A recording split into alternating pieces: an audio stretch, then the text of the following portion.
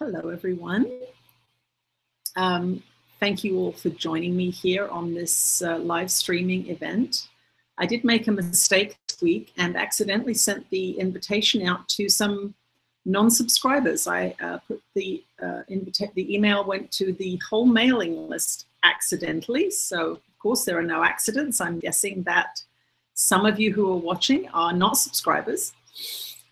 So that fortunate accident has allowed you access. And yeah, just enjoy the live streaming. We do post the questions on our private Facebook page, which is for those who are subscribers. So if you would like to join in the live streaming, you can go to channelingjesus.com and subscribe there. We have monthly subscriptions available. What I'll do is go straight to Jesus, and we'll see what he has to say today.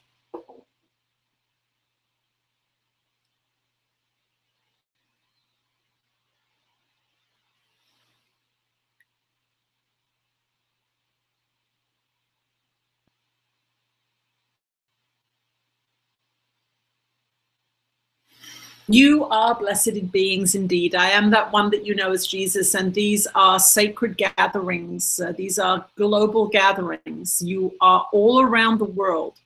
We want you to imagine a circle of beings holding hands in love, in wisdom, in humbleness and willingness to learn, shining their light around the planet, for that is what is actually happening on an energetic level when these transmissions are happening. You are all connected, you are all open, you are all students and teachers, and you are shining your light, and that is what will change everything.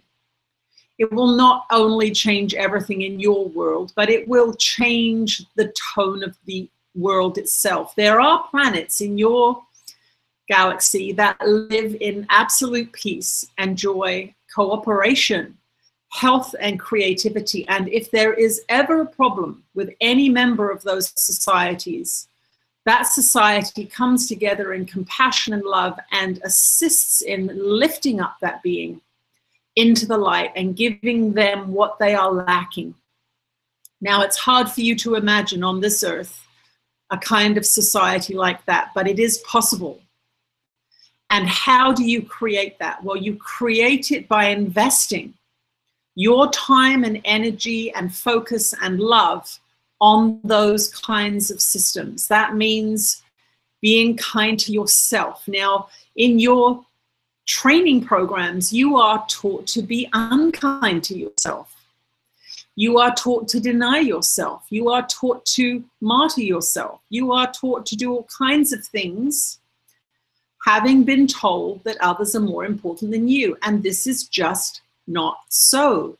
You must begin with you, because that is your experience. That is your place of creation. So if you don't love yourself, we don't mean indulge yourself. We're going to clarify that a little bit here, for that is where the confusion comes in your society. When you have a piece of food in front of you and there's some sharing to be had, and you decide to take the biggest piece for yourself, that is not loving yourself, although your ego may tell you it is.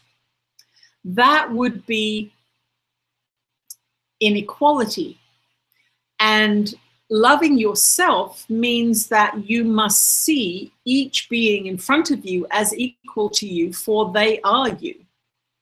If you see yourself as better or worse than someone else, as the ego will dictate, then you are empowering separation. So feelings of self-loathing, treating yourself badly, saying nasty things to yourself in your mind. Remember, every thought and word is creative, and it will draw to you that which is of a like frequency. So if you are hateful to yourself inside your mind, then you will meet people who will mistreat you, and you will seem to be the victim, but you will in fact be the magnet. And so to transform this world, you must begin there. You must realize that when you attack yourself, you actually attack the mind of God, for you are an idea in the mind of God. Even though you are in separation, even though you are in a body, you are a spark of that divine love. And if you hate yourself, you literally attack God. It is a blasphemy. And so for those of you that believe in blasphemy, that you should never take the Lord's name in vain, we want you to start applying it there. You must not attack that which is divine. You must not attack anything. For even the lowliest of the low, even the most criminal, even the most depraved beings on your planet have come from the same source as you have. They have merely stepped so far away from love that they cannot behave properly.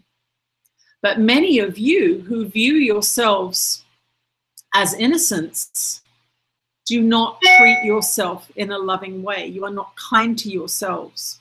And so today we throw down that gauntlet. Where do you attack yourself? Where do you say I should earn more money? Where do you say I should be more successful?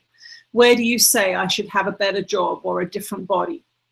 Where do you say those things? How kind are you to yourself? And we will speak here about this idea of kindness as opposed to indulgence. In your society, you have been trained into short-term fixes. If I have a cookie, I will feel better. And indeed you do. Why? Because the suffering mind, which makes you feel bad, is distracted for a moment by those senses, the sight, the taste, the smell, the touch. That is how many of you cope with your disordered thinking. You keep busy, you keep moving, you keep productive. You bake cookies, you sew things, you drive places, you buy things, you drink, you drug, you sleep. But these are methodologies to get you away from suffering. And we will tell you here, dear ones, you do not need to suffer. You do not need to suffer. You must, however, get in alignment with truth, not to suffer. And as a constant reminder for all of you, we say to you, when you suffer anger, self-righteous indignation, despair, disillusionment, fear, pain, they are coming from within your own incredibly powerfully creative minds.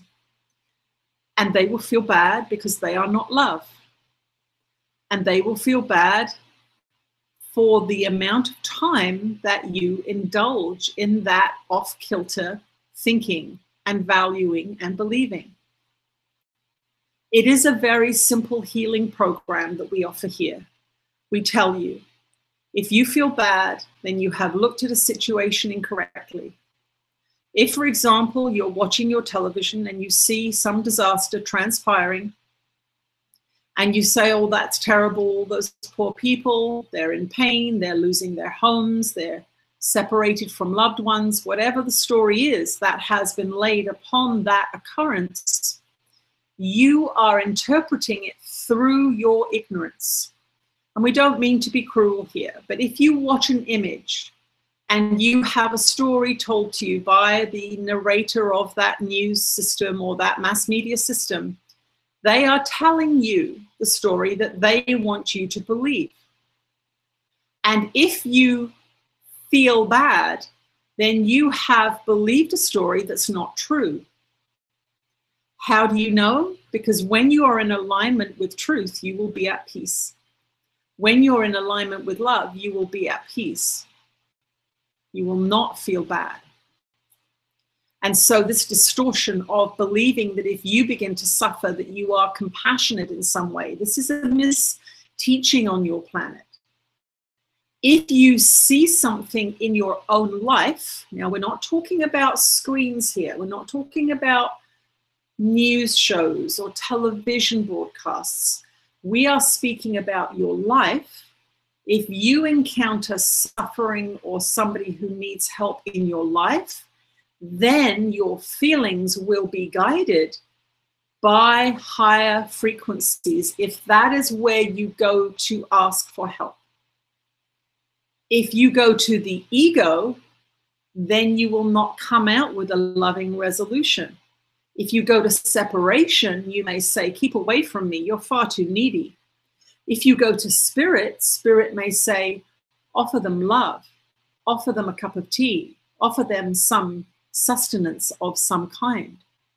And we don't mean throwing money at the problem. That is something that is another distortion in your society, but we will leave it for now.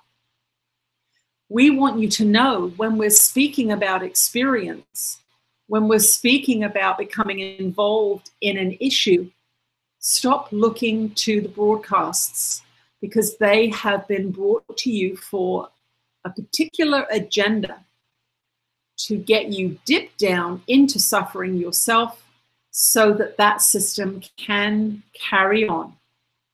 If you disconnect yourself from those broadcasts of suffering, you are not being hard, you are not being distant or cold. You are using your connection to wisdom to say, that experience is not happening here. My creations come from my mind and they are manifested around me. Everything that I am meant to work on is very close to me. That's my brothers, my sisters, my co-workers, my employer, my boyfriend, my girlfriend, my husband, my wife, my dog, my garden, my cat, my landlord. These are the places we want you to work. We don't want you to try and solve the world's problems. You can barely solve your own problems. So today, this is what we want to say to you. Mind your own business. Keep in your lane and assess what's going on in your internal world, for it is there in your feelings and it is there in your thoughts and your obsessions and the movies that play out in your head, the broadcasts that are there, that are going to manifest into physical things in your world, in your lane, in your business. So turn your televisions off. You will find the information filtering down from family members or friends. Don't worry, if something big happens, you'll hear about it. But on a day-to-day basis, we want you to be investing in that which you want more of. Do you want to be healthy? Then invest in that. Buy healthy foods. Pursue healthy activities. Pursue happy and loving relationships. Do you want more abundance in your life? Then act as if you have abundance already, because what you know is the frequency that you hold is the frequency that's going to magnetize things to you. So talking about your poverty will bring more poverty to you. Talking about your fortunate nature and your healthy disposition and your joys will bring more of those things to you, because this is a magnetic reflective universe. No matter what anybody else says, if you judge your neighbor, you will feel bad because you have attacked that which is a part of you. These are repetitions, we understand that. But for those of you that have negative emotion coming up because of what you're seeing in the world, you are not listening to these teachings if that is happening. If you're woeful and lamenting the state of the world, then you are on the side of the ego. When you look at the world and say, my job is my immediate environment, my health, my creativity, the words I speak, the thoughts I think, the activities I take part in, if that is your business, and that is your business, then the world will arise from within that frequency of loving attention to that which interests you and that which is close to you. You do not believe that ignoring the mass media systems is to your benefit, and that really is a part of the ego construction, because you must remember, you chose to come here into this place, you chose to come down into separation, You chose to feel a lack of love. These were your voluntary choices. And so to step away from systems that are in alignment with that choice of separation feels dishonest, inauthentic in some way, as if you are betraying something. And you are betraying the frequency of separation.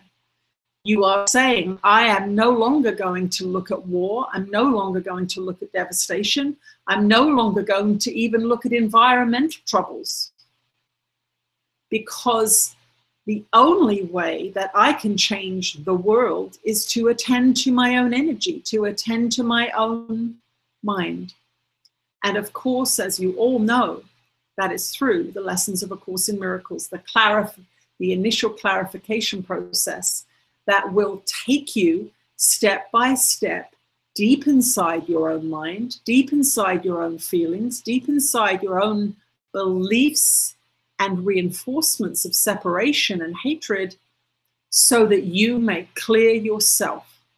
And in clearing yourself, you change the world. In clearing yourself, you love your family and friends. In clearing yourself, you improve your potential future.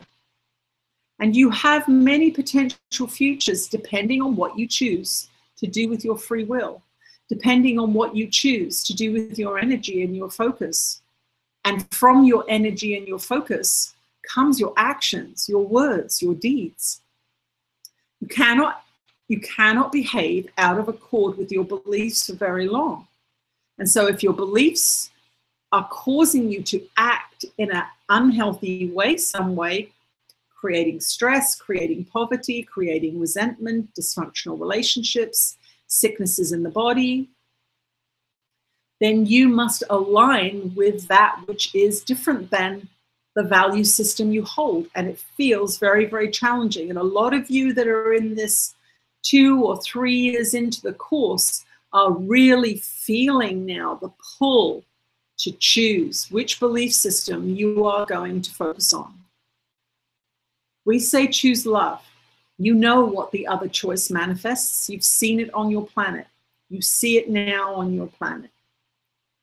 When you choose love, your body is able to heal itself. When you choose love, you step back from confrontation. This does not mean that you are weak. On the contrary, when you step into a fight, you step into the horizontal battleground of the ego, that is what makes you weak, because you are saying, I have no power, I must get it from you.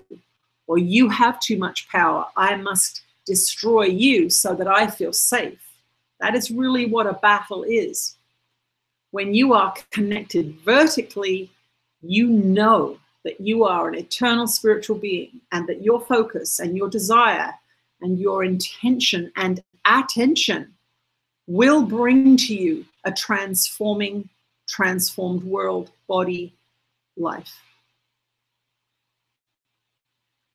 So keep in your own lane, turn off the mass media systems, and if you choose to stay in that broadcast, remember that you are inviting, through the use of your free will, that energy into your life. And if it's a riot or a war or a starving population, you are now saying, I want that energy in my mind.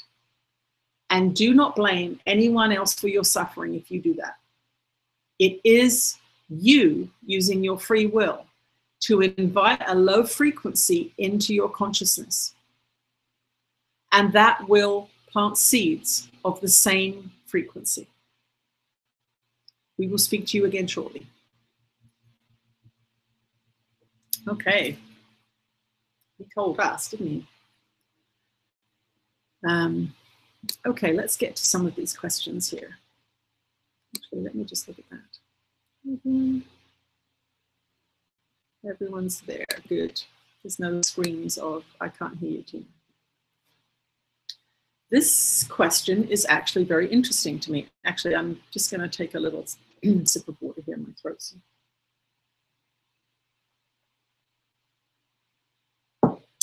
Jesus refers to the great rays a handful of times. What are these? What would he like us to know about them? Might he be considering bringing forth a channeled scribe book about them? It's possible my ego is asking all these questions, smiley face, but I find I grow more curious about them over time, not less. Okay. Now, I've just copied those questions out, so I'm not sure who that's from, but thank you for asking that question.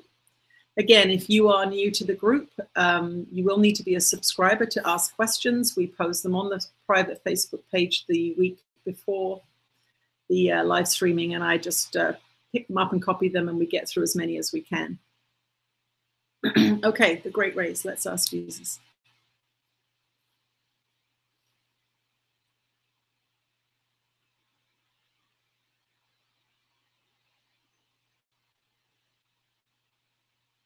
You are blessed beings, and you are made of light. And light is the way that you connect with the higher realms. Now, in your physically manifested world, you see a great manifestation of light, which is your sun. And you see other manifestations of light, the stars in the night sky. Those are other suns beaming their light towards you. And in this physically manifested demonstration of your consciousness, which is your universe, remember that is what it is. Physical light is a demonstration of intelligence and wisdom, and it is indeed so. The great rays are words that are symbolically used in the Course in Miracles and symbolically manifested in this physical realm for those beings who are able to understand that light is wisdom and intelligence and essentially life. For you know that this sun that you see every day and don't really think that much about except when it burns your dear skin is the physical manifestation of wisdom in your universe. And it is from that place that you are getting upgraded for the ascension process. And it is the reason why you have been told to stay out of the sun, because your society evolves based on great rays of information and light that come from not only your star, but other stars and from the great central sun in the middle of your galaxy. The great rays are symbols of that, as everything in your world is a symbol of something. You think of your body as real. You think of trees as real. You think of oceans as real. You think of the flowers of the field and the birds of the air as real, but they are symbols. They are symbols for your mind to decipher. So everything that is seen through the perceptions of the eyes and the ears and the mouth, the nose, the skin, is interpreted based on the qualities that you hold as valuable in the mind. And this is why this world seems to be so unreal and is referred to as an illusion, because the filtration systems between you and truth are a multitude. And so when you begin to study a book like A Course in Miracles, when you begin to forgive, when you begin to use your spiritual vision, that means not using the physical perceptual devices that you have manufactured to prove your separation. Remember, the body is what you use to prove that you're separate from everything. And you use the devices, the sensory input and receiver devices of the body to prove that you're alone and abandoned by God, abandoned by love. And you use these devices to say, see, that is separate, see, that is dying, see, that is awful. You use the body's devices to reinforce that which you already believe in, which is separation. How do you know you believe in it? Well, you're here in a separate body, suffering, if you did not believe in separation, if you truly and wholesomely and actively believed in love, you would not be on this frequency. You would be in another consciousness frequency. And that is where you are all heading inevitably towards that love and that light. It is an inevitable journey. So you don't need to worry about doing it wrong or failing. It will happen eventually. But time is hard on you. And as you begin to suffer more and more, you become more and more willing to learn new things, because you say, my life is not any fun. My body is not thriving. I am not happy. I must be doing something wrong. And then you begin to go inside, to become willing to question that which you value. And that is where the communication with spirit truly begins, when you have had enough of your manifestations, when you have reached a point where you don't want to play this game anymore. And in that moment, you become teachable and your mind cracks open. And there is often a symbol shown to you. Now, some beings have out-of-body experiences where they connect to spirit profoundly and irrevocably changing their point of view. And those might be called near-death experiences. You've heard these stories of beings who hit a wall. Sometimes it's a physical death, sometimes it's cancer, sometimes it's a trauma, where they will have an encounter with spirit, not using the physical body senses, but using spiritual vision, using the mind connected to oneness to have a new experience. And when they come back then down into their ordinary consciousness again, they are forever changed. And some of you reach that point through the suffering in your life. And you will fall to your knees in pain and say, I can't do this anymore. Please, God, help me.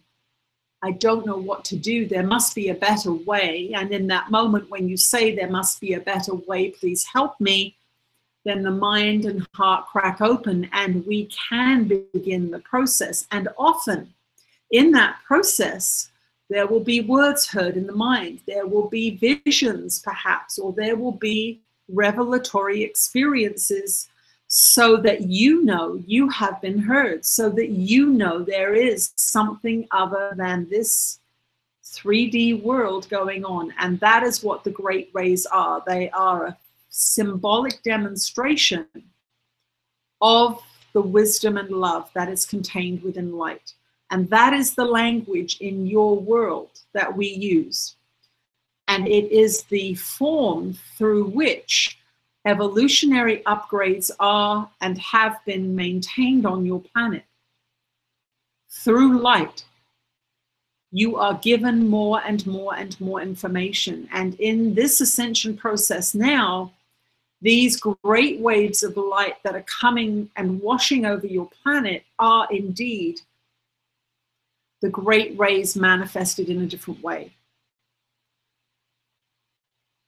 We prepare you as best we can for transformation. We prepare you with as much information as we can for your evolution. But when you are seduced by the world, those messages, those systems seem much less tangible than the low frequency solid systems of the worldly view. And this body is a very low frequency, slowed down manifestation of light. And as you go from the outside as a place to get the things you want and begin to go inside and retrain yourself and see that you cause your own suffering through your judgments and your fears and your resentments, and you begin to let them go, this body then begins to be able to respond to the upgrades that are constantly being emitted, and you begin the ascension process. It is a voluntary process, however, and you must understand that when you are given these symbolic visions, experiences, messages, We are using whatever methodology can get into you. Whatever message can access your consciousness will be what's used. So it's not the same for everybody. For some beings, they can tolerate having a visitation from a spirit at the end of their bed. For some beings, they can tolerate leaving their body at night and having a conscious recollection of astral traveling. But for some beings, the only thing that they can accept is someone holding a door open for them. For some beings, all they can accept is a check from the government. Each one of you gets as much as you allow yourself to receive. And this is why we tell you to go out in nature and be in the rays of the sun. Yes, your skin can be too delicate if you are fair to be out in the sun for many hours, but we say go out in the sun for 15 minutes and then go sit in the shade again, firmly planted on Gaia. So you are getting upgrades from the earth too. That frequency of the earth is being upgraded by the light. So she is keeping up. If you're sitting on her, leaned up against a tree, bare feet on the ground, in the shade even, you are still getting a lot of upgrades. Now, what are these upgrades? Well, they are frequency upgrades, and light is a high frequency. The frequencies that come to you from space aren't even visible to you most of the time. And so you are not able to use the body's senses to detect the information, to detect what is going on. You have to use your feelings. Does it feel good to sit under a tree on a sunny day and with my bare feet on the grass? Yes, it does feel good. It doesn't feel good if I'm in my mind and I'm envisioning a future scenario where I'm homeless, because you have taken your spiritual sight and you have gone somewhere negative, and you are creating a negative future for yourself because you want it. How do you know you want it? Because you're imagining it. We want you to look at this. Every time you have a negative idea in your mind that's not actually transpiring in front of you, you are using your free will to choose that. How do you know? Because it's in your mind and you are watching it and you are believing it and you are getting the feedback of negative emotion, but it is your free will that is being used. So be very well aware of this. And this is why the mind training is so important. Because unless you train your mind, it will wander off. Why? Because it's incredibly powerful and it's incredibly creative. And it wants to create. And in the misalignments of your training programs, it will miscreate just as easily as it creates good things. That's why you get a mixed bag in life.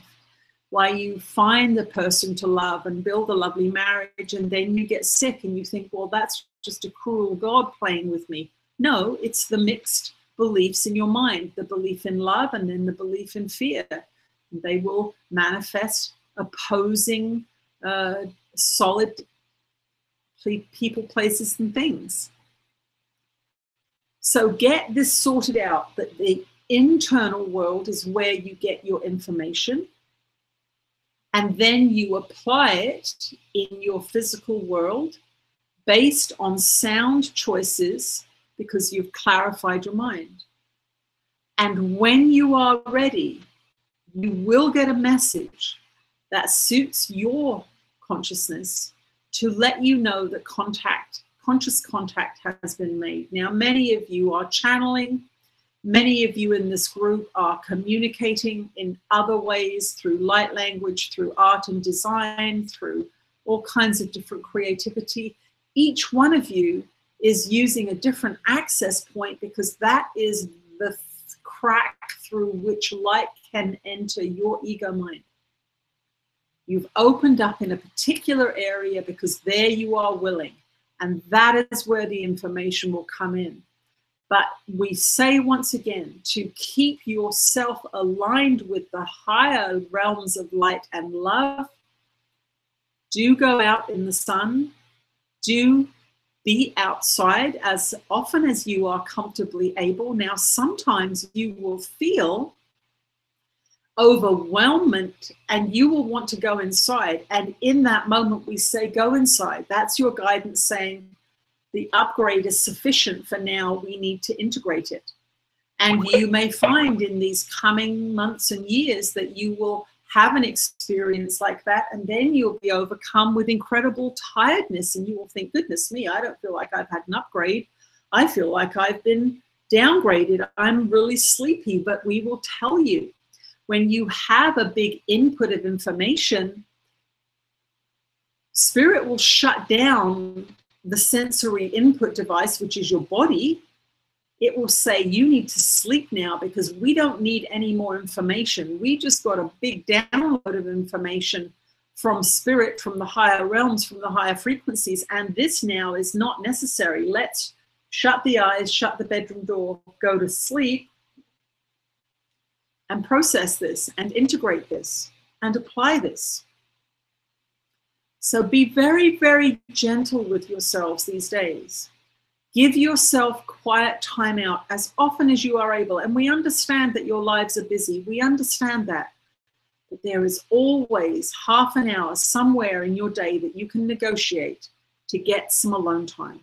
So do that. And if you have pets and children, use their relentless energy to get you outside, on the ground, in the water, in the light, and be thankful that they have enough energy to get you going. Our dear one is going through that with her dog. The dog has her outside for 2 hours a day, every single day, and that is just not something this being would do by herself. And so that addition, that disruptive and demanding addition, which can seem like a negative at times, is overriding her conditioning and gets her on the move and out in the light. So ask yourself in your life, who is it that gets you on the move, gets you outside, gets you out in the light, and thank them for assisting you in that process. The great rays are a symbol of God's love for you.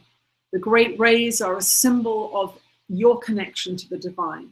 The great rays are a symbol that is used to get your attention and to get you focused off the hard material world and into the world of light and love and spirit.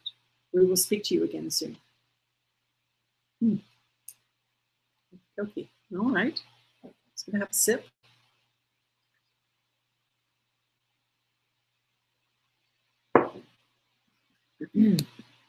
Okay, so look here.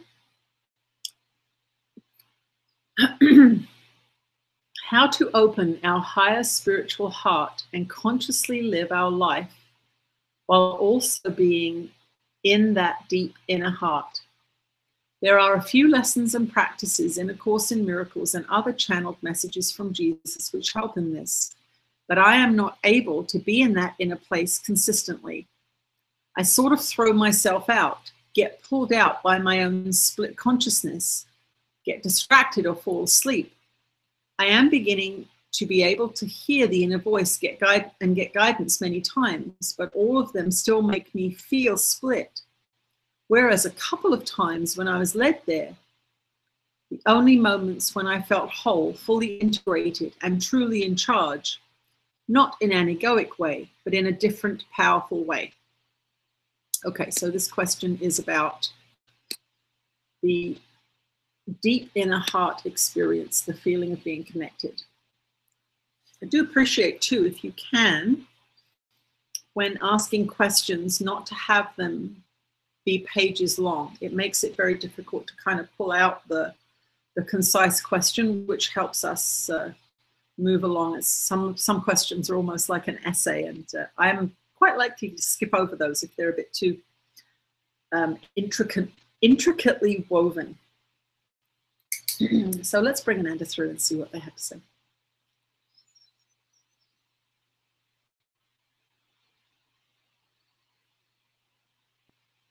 Oh, we're with you again, dear ones. And of course, as we always do when we come through in this group, we say thank you for doing this work. Thank you for investing your time and effort and money into this process. It will bring you great rewards as we travel through this evolutionary journey together. Yes, we are on this journey with you. We are very, very excited about the transformations that are coming to your planet. We are very, very excited about the whistleblowers that are coming forth. We are very, very excited about the people who are saying no to systems that they deem unloving or unacceptable or causing difficulty, that those are beings who are taking their free will back. Remember, regardless of what your laws and governments say, you are a free being. The only being you have to answer to is you at the end of your life. When you have your life review and you are there with your guides and teachers, there are no governments there. There are no lawmakers there. There is only you and your choices. Did you make a choice out of fear or love? Did it work for you? What did you learn? And there are mistakes made, for sure. And that is what this being is feeling. When they feel split, they are experiencing their own consciousness. And when they feel connected through the heart, they are in that moment in full alignment and feel wonderful. And there is nothing wrong with this. That is how you learn, because you have these beliefs in separation. Again, broken record, we know, but how do you know you believe in it? Well, you're here in a separate body, but seeing other people as separate beings in separate bodies, acting as if they are separate beings in separate bodies, and so you know you believe in separation, and that will manifest for you to see. It is not an error. It is not an unsolvable problem. It is just the frequency that you are at right now. And this is another area where your judgments come in. After a few years, 2, 3, 4, 7, 8, 12 years of study and practice, you feel that you should be in complete alignment. But we ask you to look honestly at your day and ask yourself, am I in alignment all day? Is my study an hour out of 24 hours, 2 hours out of 24 hours? 5 hours out of 24 hours, or is it 10 minutes out of 24 hours, or 15 minutes out of 24 hours? What are you involved in the rest of the time? What are you excited about? Are you invested in the world and what it can give you and how you can manipulate it? Again, we are not judging you. We are asking you not to judge yourself when you feel that split activate. When you feel oneness and you manage to be there for a minute or 2 minutes or 5 minutes or 10 minutes, and you get that feeling of peace, milk it. Stay there as long as you can. Enter into it as profoundly as is possible. And when you feel yourself being drawn out by that annoying spouse or that bank manager asking you to up your payments, and you feel your frequency plummet, know that you believe in that system. How do you know?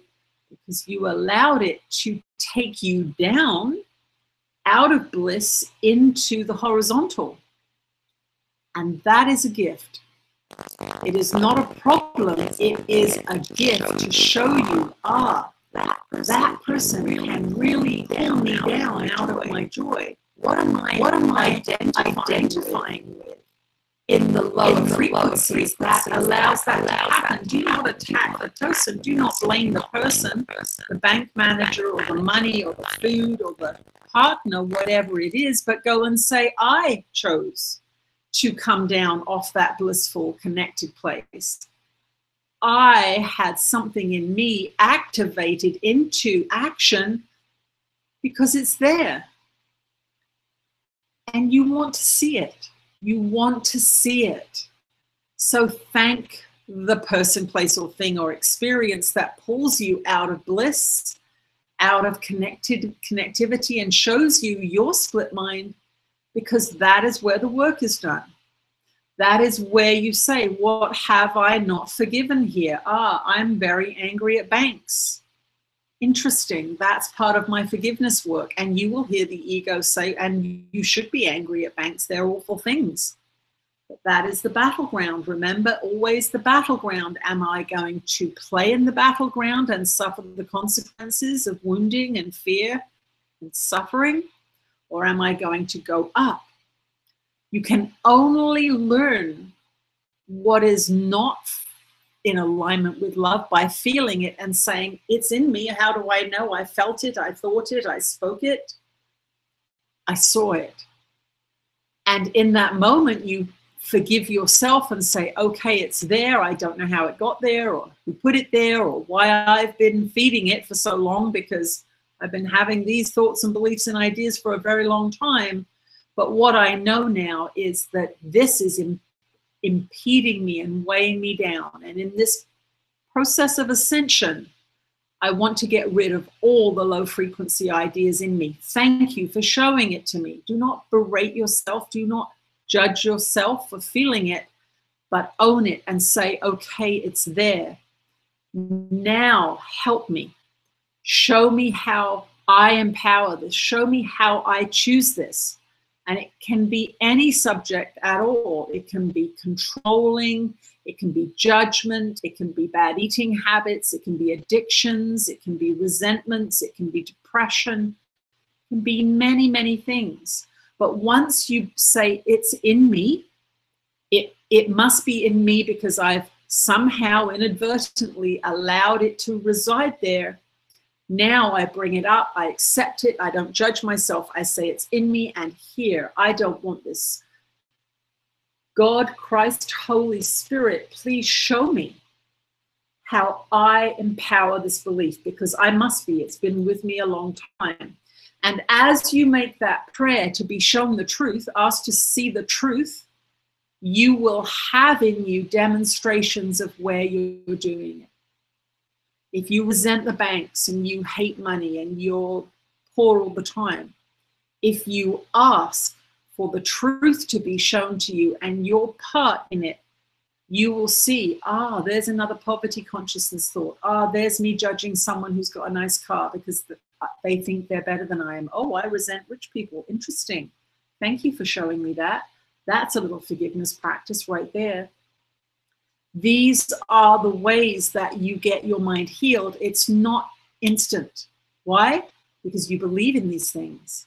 If these things were taken away from you, free will would be overridden. Your absolutely godlike abilities to create would be dismissed by other beings, and that is not allowed. This is a place of free will. This is a place of choice. You've been allowed to come here and play by whatever rules and value systems you want.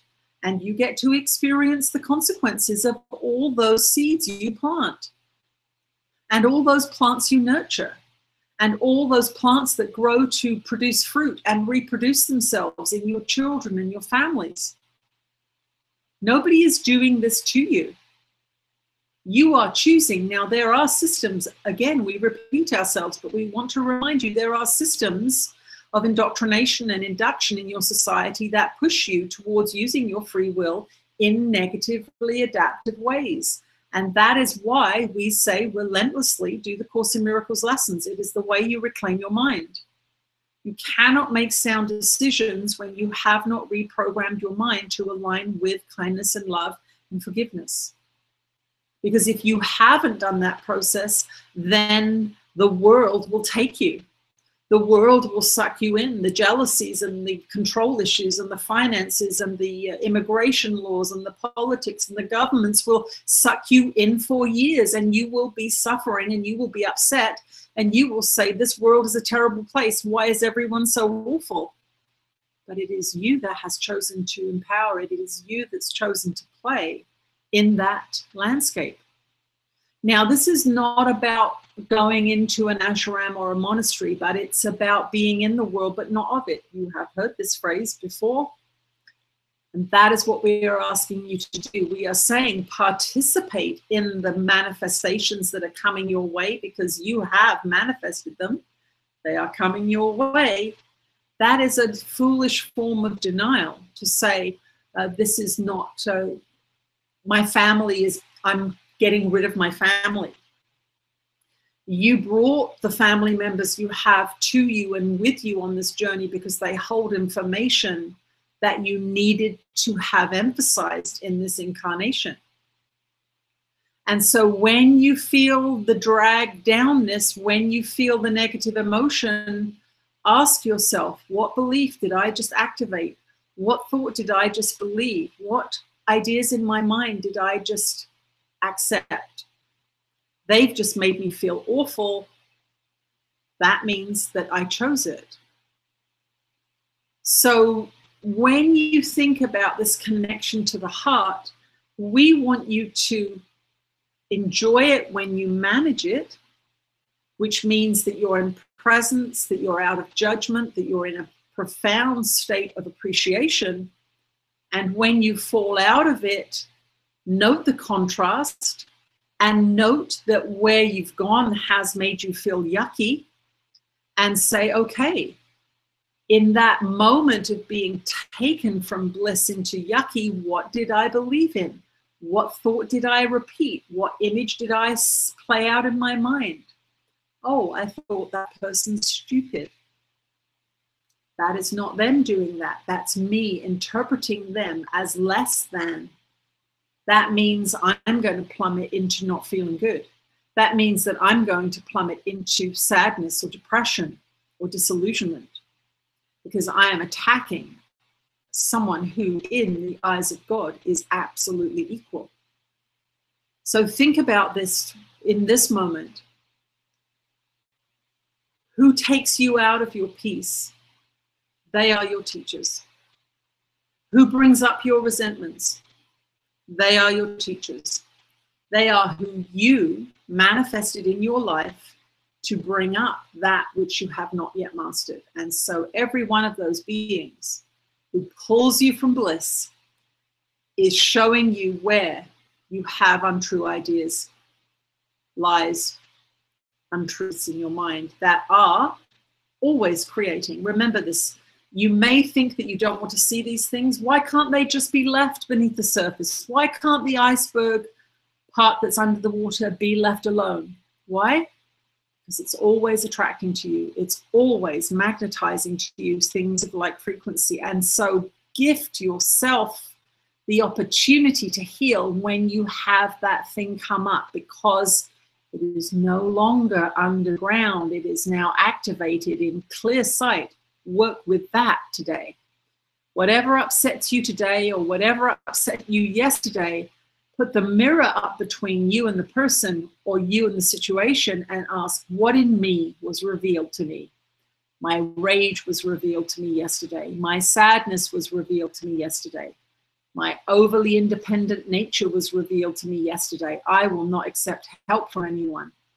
Be kind, but be observant. Use your intelligence and your wisdom. And these teachings are your reminders to do the Course in Miracles lessons and then to practice them, to use them in your daily life, to manage the disordered aspects of your mind. And when you find the disordered aspects of your mind, to thank whoever, whatever brought them to your attention, because they are no longer hidden. They are there for you to see in the pure, clear light of day.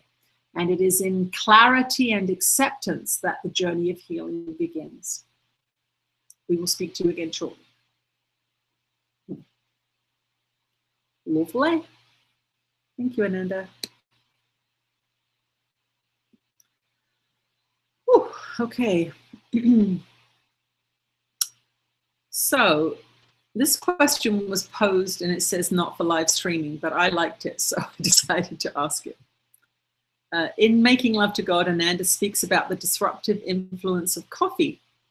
Is this true for tea as well? And by tea, I mean the regular traditional tea, which are processed leaves of Camellia sinensis plant, the ones we boil in water. And based on preferences, add milk and sweetener to, and not the other versions. So they're talking about what I call proper tea. Proper English tea, although I guess it's Indian, I suppose.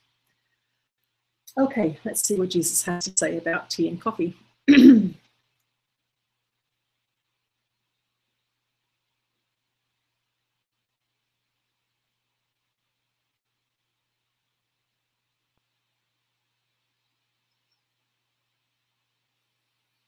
These chemicals that you choose to ingest, and you will notice that they are cultural chemicals, entire populations will use them. This is your first clue that these are not there through free will. Because if you have beings who are not trained in something, who are free to choose whatever they want, there will be a huge variety in those choices. So when you see a system, a cultural system, an educational system, a living system that is very, very repetitive from between different age groups, different ethnicities sometimes, different body types, different ages, you will know that that is a program running. Because free will be quite different based on each individual being. Some people will like red, some people will like blue, some people will like yellow, some people like green, some people will like a particular shade of beige. You'll see all kinds of different choices. But when a program is running, you will see everybody playing out the same scenario. So what is tea? Well, tea is a medication. It can be used as a medication and is used as a medication in British society, and our dear one was raised in that society and used tea, and occasionally still does use tea to medicate her feelings. So what happens in British society is the ceremony of tea is used when you're happy. We had a great day, let's have a cup of tea. When you are sad, come on, love, have a cup of tea. It'll make you feel better. And it is used on a constant basis. And you must remember it's caffeinated, so that means it's addictive. The more you use it, the more you want to use it, and the easier it gets to use it. It is used to medicate feelings. In what way? Well, when you have tea, it has a temperature, so that gives the brain something to focus on. It's hot. It has a texture. The sense of touch comes into play. It has a taste.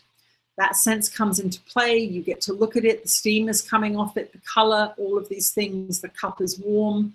You've got a multi-sensory event happening. And once that liquid goes into your body, you've often got sweetness. You've got some sense of soothing going down into the gullet and through the stomach.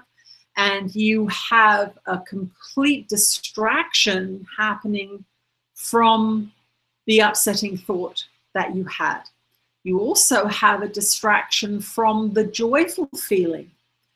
If you're having a joyful feeling and you have a cup of tea to celebrate that, now this may seem harmless to you and we don't mean to throw a wet rag on your life here, but if you have a joyful feeling and don't go to a substance, you will get an inspiration, you will get an idea, you will get something coming out of you from that place of joy that will improve your life. But if you take that sense of joy and go into the physical body through the senses with a cup of tea, then you are usurping that creative energy and taking it down into the physical.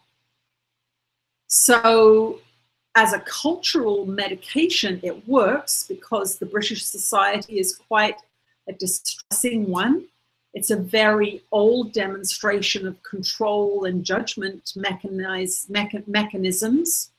You will know that many of the colonial activities came from England. Many of the political power plays come from there. The financial center of London is a powerful player on the international money markets.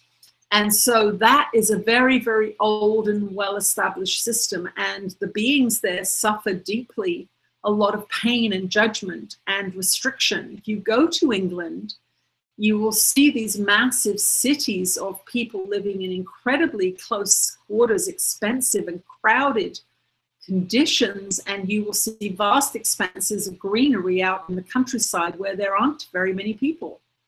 And that is a demonstration of that lower energy winning. In higher frequency places, you will see a more dispersed community. You will see more people on the land. You will see more family farms and organic farms and cooperatives like communes and these kinds of things, because centralizing in urban circumstances is very detrimental to your health. And that is one of the reasons, that is one of the things that tea does. The restrictions and limitations of that society are soothed by a constant stream of cups of tea. Now, this does not mean that you can't have a cup of tea. What it means is if you find yourself wanting a third cup and a fourth cup and a fifth cup throughout the day, ask yourself, what's going on here? Why am I seeking this sensory stimulation? Am I bored? Am I lonely? Am I angry? Am I hungry? What's really going on? If you find yourself going for multiple cups, then stop yourself on the third one and say, what am I actually looking for here? I'm lonely. Oh, okay, I'm going to a cup of tea because I don't feel very good. I feel alone. Let me connect to my guides and teachers. Let me go into an internal place of vertical connection first. You'll notice that we don't say, don't go out and find people necessarily first, because the feeling of separation and loneliness really does come from your disconnection from the divine. It is manifested in the physical form for you to see demonstrated so that you may see it. But the real origin of that place is your disconnection from spirit, from love, from your home, from your guides and teachers, from wisdom, from information. So go there first, go into prayer, go into a place of saying, I'm not alone, God is with me. I'm not alone, my guides and teachers are with me. Give me a sign, give me a connection. I'm feeling lost here, but I am choosing to come back into that place to connect rather than going to a substance outside of me to distract me from what is actually happening. So that is often what's going on with the tea thing. And in North America and globally more and more, the coffee thing is about production, and it is about activity, and it is about ambition, because the world has become capitalistic to a fault, and that disease is spreading around. And if you watch where coffee goes, that's where the capitalism is really, really at play, because it's about productivity, it's about not resting, it's about pushing, it's about action. And it is that which is, of course, fueling the economy, and the economy is where the top echelon of orchestrators of your world get their money and get their power and get their influence. So that system is fueled by coffee. Now, there's nothing wrong with having 1 cup of coffee in the morning if you enjoy the taste, but it is an addictive substance. It is an agitator. If you are on the path towards peace, then it's not in alignment with the choices that you say you are making. So that's where you want to ask yourself, why am I consuming something that agitates when I say I'm looking for peace? That is really a fundamental contradiction in my mind. Let me see if it's a habit that I can address. And if you are not willing to, that is fine for now. We will tell you as the frequencies of this planet go up, and as you go through your forgiveness practice, and as you apply the lessons of A Course in Miracles after you studied them, you will be able to relinquish lower frequency habits more and more easily, because they are now out of accord with where you have taken yourself through your free will. So again, watch the frequency, how you're using it. Are you addicted? Deal with the physical addiction. If you are having 5 or 6 cups a day, and if you are putting cream and sugar in those things, then you are getting a lot of useless calories, which are not benefiting the health of your body-mind system. Again, you have to say to yourself, if I'm saying I'm a spiritual student, a spiritual practitioner, and yet I am giving empty, addictive calories to my body, then I am in conflict with myself, because what I'm saying and what I'm doing aren't a match. And I'm using my free will to choose both. That's mixed choices, mixed frequency choices. That's going to give me mixed results. That's going to make me seem as if I'm not making progress, because in actual fact, that choice is detrimental to my frequency elevation. So this is a very long-winded answer to the question, but it is the truth. Ask yourself what you are using it for. It is not an across-the-board answer. How many cups of tea are you having? What's in them? If you are having sugar and milk and frequent cups, then you are using it in an abusive way. And it's good to ask the question, the next time you go to make a cup of tea, stop and sit down and say, why do I want that cup of tea? If you say it's because I'm thirsty, then have a cup of water and sit down and see if you still want the tea. And you will often find that you don't, that you were, in fact, thirsty. And it's a cultural training to go to a cup of tea when you are thirsty, but that's not going to benefit your body, especially if you're in high temperatures. The body needs lots and lots and lots of water. And so if you have a habit of tea and coffee, we say, have a glass of water before you let yourself have the coffee. Have a glass of water before you let yourself have the tea. And you will eliminate 50% of those choices, because you're having them because you're thirsty, and neither of those drinks will quench your thirst. It will, in fact, dehydrate you more. So make sure that you're aware of the physical attributes of the drinks that you're drinking and what they do to the body, and ask yourself, are they in accord with the story that I'm telling myself of being a spiritual student? If they're not in accord with that story, then reassess the drinks that you are having. We will return shortly. Oh dear. On that note, I'll have some water.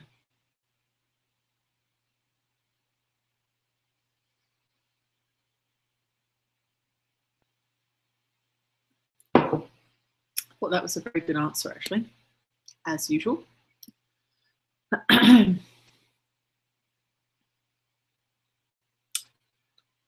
Here's another question. In the last live streaming, Jesus or Ananda said that the reason we keep creating jobs that don't fulfill us is because we keep adding the same vibrational energy towards the new job. So when and if we change jobs, the feeling and frequency is still the same.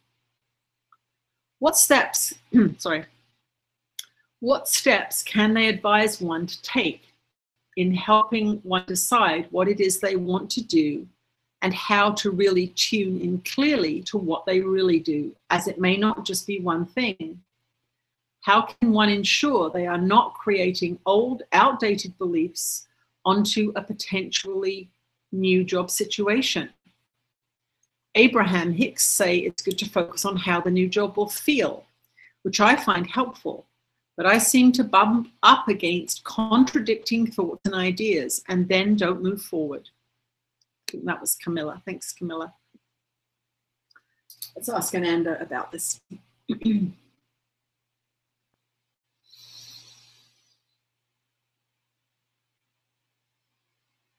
Oh, we're with you again, dear ones. The questioner is actually answering the question within the question. And that is, I have doubts.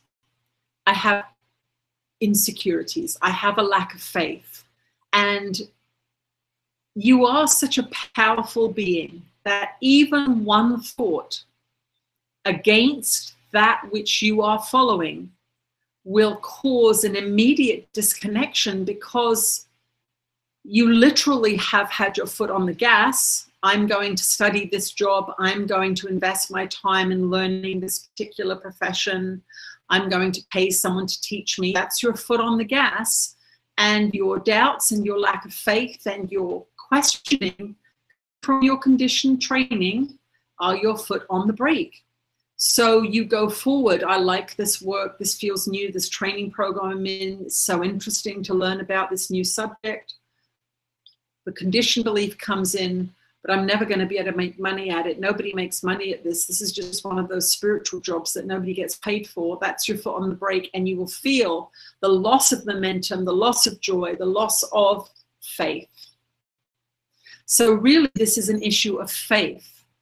You must trust in your guidance system that draws you towards something. How do you feel when you do it? Do you enjoy it? Yes, I do.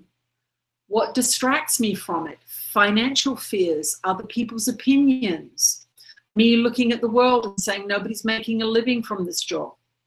These are your babies. These are your fears. They are exactly the same demonstration as was answered in the other question. When you go from bliss into a feeling of negativity, then you have revealed to yourself a belief and an idea that is out of accord with that bliss. Do not beat yourself up about it, but go, it is not the bliss that's wrong, it's the questioning of the bliss that's wrong. Now, when we say wrong, we don't mean a sin that's punishable. We mean an idea that needs to be corrected. I love studying yoga. It makes me feel amazing. I get such great feedback from people. Oh my goodness, my body is functioning better. I'm looking young and healthy, and people comment on how well I'm looking. And then the idea comes up, but I don't want to be poor. I don't want to live in a commune with a bunch of crazy hippie people. And you will feel the loss of that bliss. And that is because the belief and idea that came up from conditioned beliefs and ideas from other people and from your education system and this oppressive system that doesn't want free thinking, healthy, creative people out there, because they won't go to those jobs, they won't destroy the environment, they won't abuse children, they won't hate, they won't go to war. If you're listening to your frequency and you refuse to compromise yourself, do you think that you'll go to war? Do you think that you'll go to an office job that is killing you? Do you think that you'll buy those fast food burgers? No, you won't. You will choose healthy food. You will choose a job that you love. You will choose people around you that are kind and generous and make you feel good. You will not be a cooperative member of the capitalist industrialized system that is at play on your world. You will become a loose cannon, and they don't want that, so they teach you when you're little that those jobs are not for you, that you want a proper job that's got a proper paycheck. Those flaky people out there that teach spiritual stuff. First of all, you should never get paid for doing spiritual work. That makes you bad. These are the beliefs that run around in your mind, because those are the beliefs that keep this society's cogs turning. But what you are beginning to see are the waverings of the collective. You're beginning to see the people saying no to vaccinations.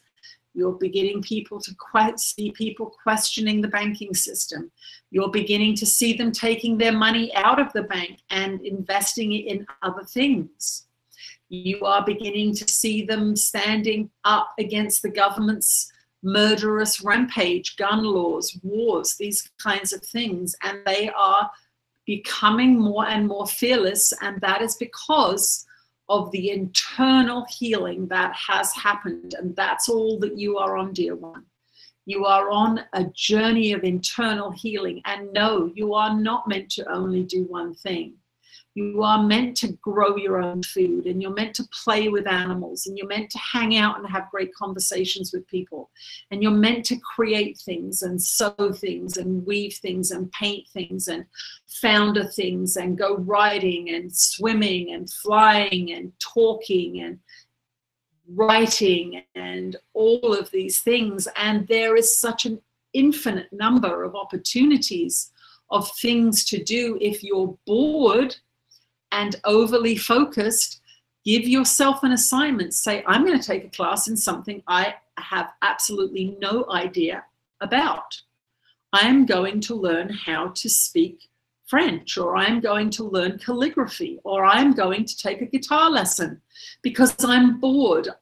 Somehow, some way, I am shutting myself down from expansion. I can feel it because I keep going to my old beliefs. I keep going to a boring life. I keep ending up in a room by myself, unhappy with my life, and yet here I am, the deciding factor. It's me that's the common denominator. It's me that chose to sit in this room and get bored. Let me find some way of breaking open my own consciousness and saying, I'm going to try this and I'm going to try this. Even if each of you did this for 1 year, if you said, well, I'm bored and I'm disillusioned and I don't like what I'm doing, if you started to say, okay, next month I'm taking a pottery class, the month after that I'm taking a French class, the month after that I'm going to go and get a personal training session at the gym, and the month after that I'm going to go to a writing retreat, you will find that you will align with something, and you may align with one or more of these things. You may say, I just enjoyed that writing retreat so much, and the people and the subjects, and then I got this idea for a book. Clearly that's something that's really percolating up to the surface of my consciousness here. I can feel the excitement that, boy, that beading class was so much fun, and that detailed work, that just really appealed to me. And then you will say, I found some things out. How are you supposed to know? When you get put in an education system that tells you to sit down and shut up and do as you're told and gives you dead subjects to learn, how are you meant to know about tango dancing and cooking and beadwork and music? How are you meant to know those things? Because they've said no to them. They've said, shut up and sit down and be quiet. And if you stand up and are naughty and argue with me, I'll put you on a drug. I'll tell your parents and they will then have to punish you.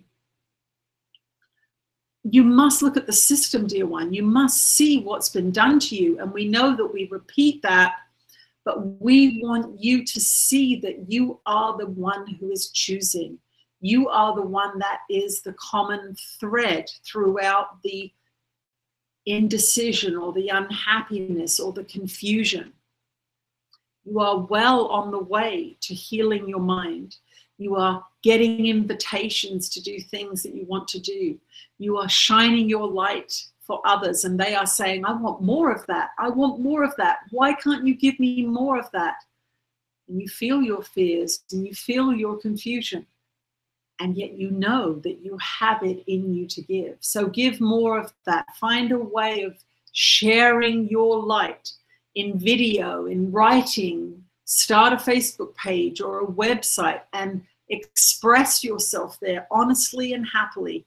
And those that are in alignment with you will find you, and you will find that what you love will grow. When you focus on that relentlessly and repeatedly, and when you do get drawn, as we said in the other answer, when you do get drawn into the split, be grateful for it and say, this is a part of myself I need to see. This is undermining me all the time. Thank you for bringing it to the surface. I need to see it. Thank you. I forgive you. You have done nothing. You've committed no sin other than do what I could not do for myself. I've hidden these things from me because they are big and they frighten me, and I haven't mastered them. And that is what your incarnation is for. It is to release that which does not serve. It is to release that which kills. It is to release that which is not love. We will return shortly. All right, lovely. Okie dokie.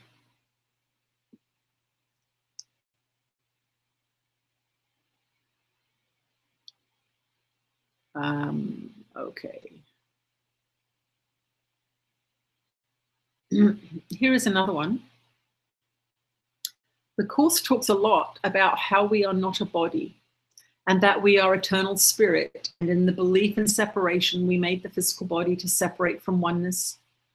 Focusing on our eternal nature of ourselves beyond the body certainly feels good.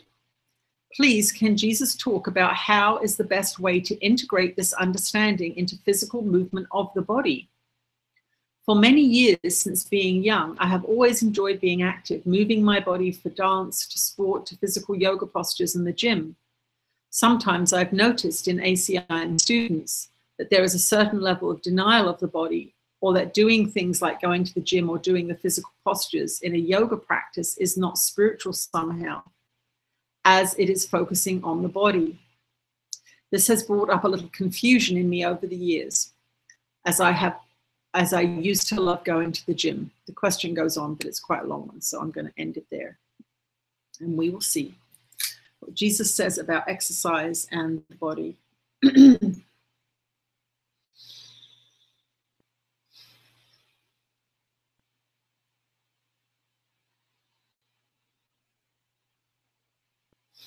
This is a wonderful, wonderful question for these days, because you have been domesticated and you have been corralled into urban environments. Your natural state from an evolutionary point of view is one of action, one of walking, one of gardening, one of hunting and gathering and fishing and climbing and plucking fruits from trees. The urbanization and industrialization of your society is very, very recent, and increasingly so the technological improvements that you are experiencing have lessened your ability to move even further. And so if you do not have a physical discipline to follow, you are becoming inert, you are becoming immobilized, you are developing. And this is why there is such an obesity issue in the West. You are becoming couch potatoes, tuned into screening, disseminating portals for negative energy. So if you don't have a system to follow, there is not one inherent in the industrialized, urbanized system. So we would say Tai Chi or yoga or walking or swimming or riding or any physical activity that enlivens you and that you enjoy is perfect for you. But what is happening is the obsession with the body in your society, through the strengthening of the egoic consciousness, gets you focused into the material.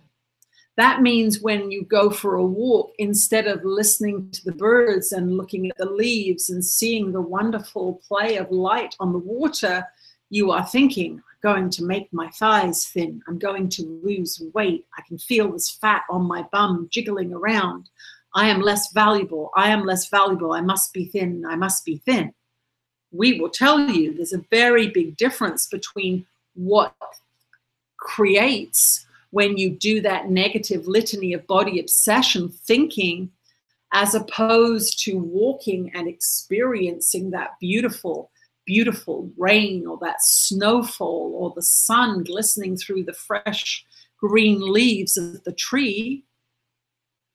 That is a completely different experience. It is the mind's descent into materiality and capitalism and consumerism that makes you feel bad when you look at the body.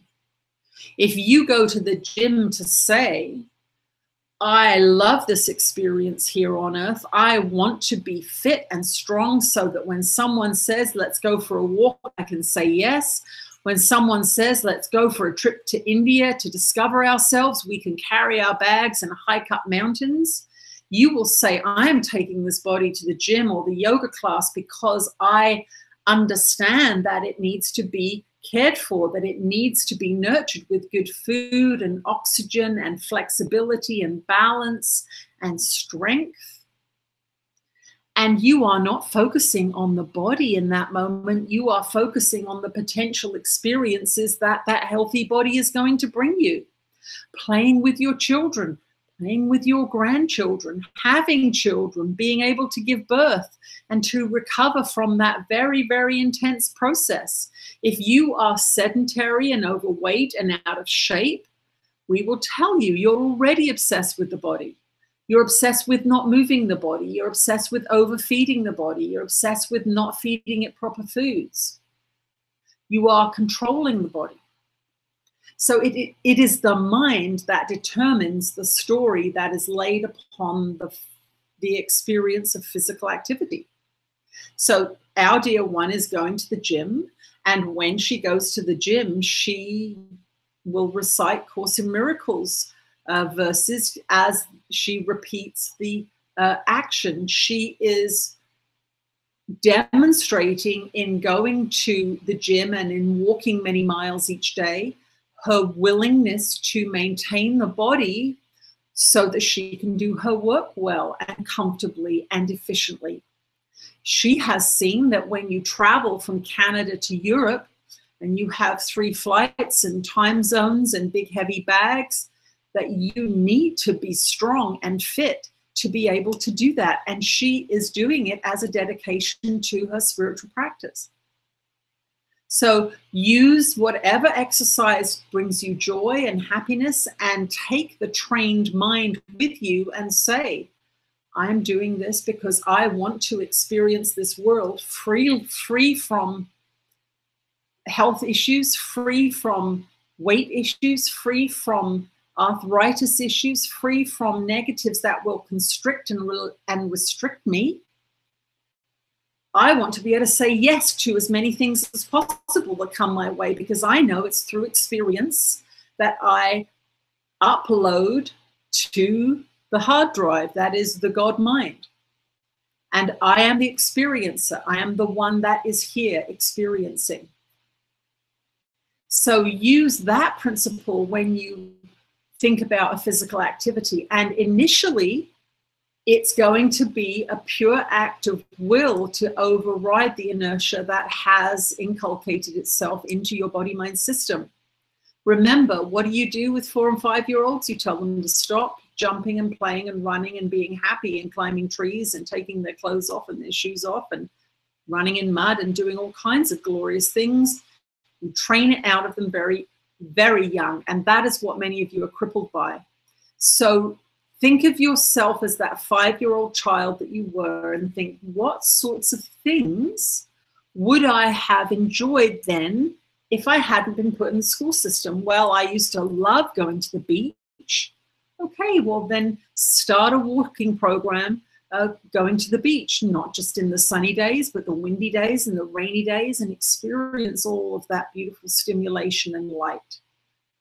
When I was young, I was crazy for animals. Let me see if I've got some friends who've got a dog that needs walking, that's maybe penned up all day. I love animals, but I can't get one myself. My work doesn't allow it. My apartment doesn't allow it. But I so enjoy being around animals. Let me ask a few friends who have pets if there's something I can do to help. Can I pet sit for them while they go away for the weekend? Can I walk their dog during the day when it's locked up in the house by itself? Use your intelligence and use your feelings. And remember what you used to love before you were domesticated. In closing today, we want to thank you all for coming to this conversation. But we don't want you to tune it out until 2 weeks away when there's another one. We want you to re-listen to this, and we want you to implement.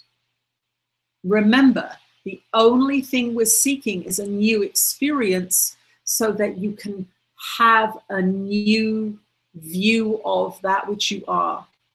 If you don't implement these things, if you don't forgive, if you keep watching TV, even though we've told you 1,000 times that it's detrimental to you, then you are not implementing these principles and you will not get the benefit of them. This is not a theoretical program. This is a practical program, and we want you to implement everything that we have said today. We know that not all of you can do it perfectly, and that is fine, but show willingness, show interest, show curiosity, and show determination to use your free will to create the world that you want to experience. Stay in your own lane, focus on your health, your experience, and when you have an close encounter with another human being, know that that is your business. And then you can begin to do that work there and then. But don't import disasters from the other side of the world. Don't import stories from other political systems that are in charge of countries that aren't even yours. Mind your own business and do your own creative healing, your own work, and be dedicated to manifesting that which is love. We will speak to you again soon, and we are very, very grateful for your participation in this network of love. Oh, goodness me. Okay, my lovelies. Thank you all for coming, and thank you for joining me and Jesus and Ananda today. I am loading up a video that I actually recorded this morning. I did an old one yesterday from a live streaming excerpt, and in the video recording, you can see my bra strap the whole time through. And when I made it, I didn't feel it. So forgive me for that little bit of imperfection. I love you all very much. Thank you for joining me. Thank you. And unless there's a disaster of some kind, I'm sure we will have a session in a couple of weeks. I'll talk to you again soon. Bye.